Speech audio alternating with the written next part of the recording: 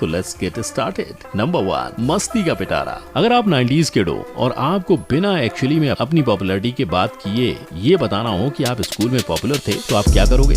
आप अपने geometry box की बात कर सकते हो। यस, क्योंकि उन दिनों जिस किसी के पास ज्योमेट्री बॉक्स होता था हर किसी को उनसे दोस्ती करनी होती थी। वो बात अलग है कि इस बॉक्स में रखे हथियार पढ़ाई कम और मस्ती के लिए ज्यादा यूज होते थे। जैसे किसी के बैठने से पहले बेंच के ऊपर राउंडर रखना, राउंडर को सर्किल की बजाय डेस्क पर होल बनाने के लिए यूज करना, वगैरह वगैरह। पर एक चीज जो मेरी समझ में आज तक नहीं आई वो ये है इन सेट स्क्वायर्स का क्या यूज था, क्योंकि मैंने ये सेट स्क्वायर्स सिर्फ तब यूज किए हैं जब रूलर खोने पर लाइन मारने की जरूरत पड़ी। और आपने? नंबर 2, वो आ गया, नेटवर्क आया नहीं, आप अभी भी नहीं। और आप ये आगे पीछे वाले डायलॉग बाजी आपके घर में भी हुई होगी, क्योंकि 90s के हर घर में टीवी के लिए A4 एंटेना होता था जो हमेशा आपके फेवरेट शो के वक्त हिल जाता था और फिर उसे जगह पर लाने के लिए छत पर चढ़कर सही करते रहना पड़ता था, वरना टीवी में फेवरेट प्रोग्राम्स नहीं झिलमिलाती लाइंस के नजारे देखने को मिलते थे। लेकिन डिजिटल इंडिया में इन एंटीनास को हटाकर आधी दुनिया ने टाटा स्काई, एयरटेल, वीडियोकॉन और डिश टीवी लगवा लिया है। और जो बचे कुछ मिडिल क्लास हैं उन्होंने सीधा अपनी टीवी का कनेक्शन वाईफाई से कनेक्ट कर लिया है।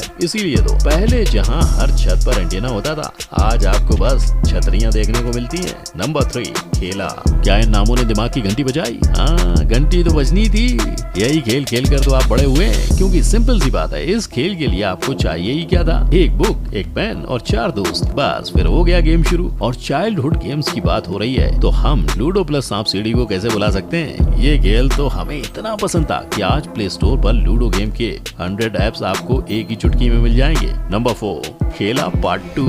बंदर के जाने अदरक का स्वाद। ये कहावत मोबाइल पर पबजी खेलने वाले बच्चों और 90s में नाइंटेंडो गेम्स खेलने वाले बच्चों के लिए ही लिखी गई है, क्योंकि पबजी भले ही आज दुनिया का 4th highest grossing mobile game हो, या भले ही मई 2022 में इस गेम ने 1 बिलियन डाउनलोड्स का आंकड़ा पार कर लिया हो, पर 90s किड्स के सबसे बड़े एडवेंचर नाइंटेंडो के आगे ये चाय कम पानी है। क्योंकि 90s से लेकर अब तक अगर world's largest video game company के टॉप नाम को देखें तो वो नाइंटेंडो का ही है, जिसने अपनी शुरुआत भले ही 1889 में हैंडमेड प्लेइंग कार्ड्स बनाने से शुरू की थी, पर वो आज $85 बिलियन नेट वैल्यू रखने वाला इकलौता गेम मेकिंग प्लेटफॉर्म है। और होना भी चाहिए, दुनिया को सुपर मारियो से लेकर पोकेमॉन गो जैसे गेम्स इसी कंपनी ने तो दिए हैं। नंबर 5, बस्ता।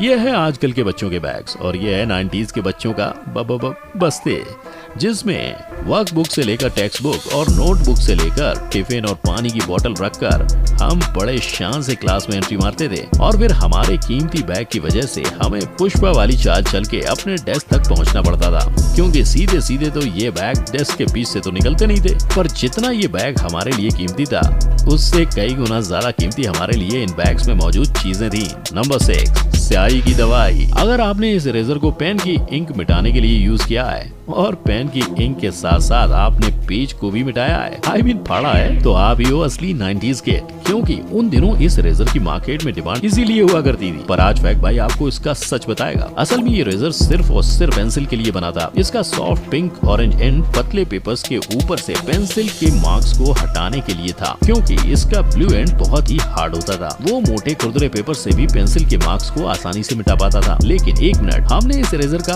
असली सच भले ही आज जान लिया है, पर ये बात अब भी मिस्ट्री है कि अगर सच में ब्लू एंड पेंसिल मार्क हटाने के लिए ही था तो सॉफ्ट एंड पर पेंसिल और ब्लू एंड हार्ड एंड पर पेन क्यों बना हुआ था? नंबर 7, पेंसिल वाली कलम। जिस तरह हमारे पास पेन इरेजर था उसी तरह हमारे पास पेन पेंसिल भी थी, जो कई अलग अलग वैरायटीज में अवेलेबल थी। कोई ऐसी 10 रुपए में मिलने वाली ये पेंसिल खरीदता था जिसमें पूरा पेन सिर्फ पेंसिल की तेज तर्रार निब से भरा होता था, तो किसी के पास ये वाली पेन पेंसिल होती थी जिसमें पेन की निब खत्म होते ही आप दूसरी निब डाल सकते थे। पर एक मिनट, इससे पहले कि हम किसी और चीज पर जंप करें, एक बार हमें रबर वाली पेंसिल को भी याद करना होगा। वो पेंसिल जिसके एंड में लगा हुआ रबर सिर्फ लिख पाने वाली नटराज के मुकाबले इस पेंसिल को खास बना देता था, और इसकी कीमत होती थी सिर्फ और सिर्फ 2 रुपए।